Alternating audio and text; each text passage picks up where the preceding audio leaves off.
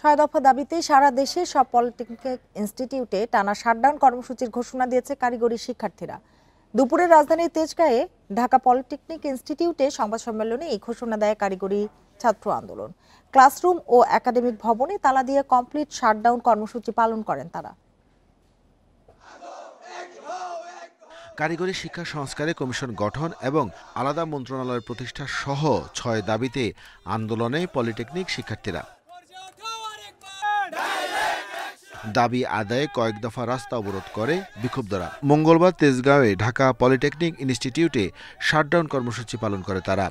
Classroom, অধ্যক্ষের room সহ academic ভবনে তালা ঝুলিয়ে দেন শিক্ষার্থীরা।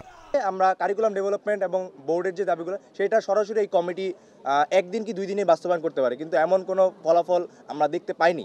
আমরা আমাদের যে 6 দফা বাস্তবায়ন কমিটি হয়েছে তাদের প্রতি সম্মান রেখে তাদেরকে সহযোগিতা করে এবং তাদের কাছ থেকে সহযোগিতা কামনা করে আমরা সামনের দিনগুলোতে এগোতে চাই। সংবাদ সম্মেলনে আন্দোলনরতরা বলেন, জনদুর্ভোগ এড়াতে সহিংস কর্মকাণ্ড বর্জন করেছেন তারা।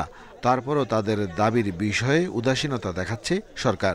বর্তমান প্রেক্ষাপটে কারিগরি মাদ্রাসা বিভাগ আমাদের দফা দাবি বাস্তবায়ন করার জন্য একটি রূপরেখা কমিটি তৈরি করে দিলেও এখন পর্যন্ত কমিটির একটি মাত্র বৈঠক অনুষ্ঠিত হয়েছে। আমরা কোনো প্রকার সফলতা দেখতেছি না বা আমরা কোনো প্রকার তথ্য পাচ্ছি না। আন্দোলনরত শিক্ষার্থীদের সাথে সরকার গঠিত কমিটির 3 দফা বৈঠক হলেও কোনো সমাধান আসেনি। Arafatur Rahman, independent news, Dhaka.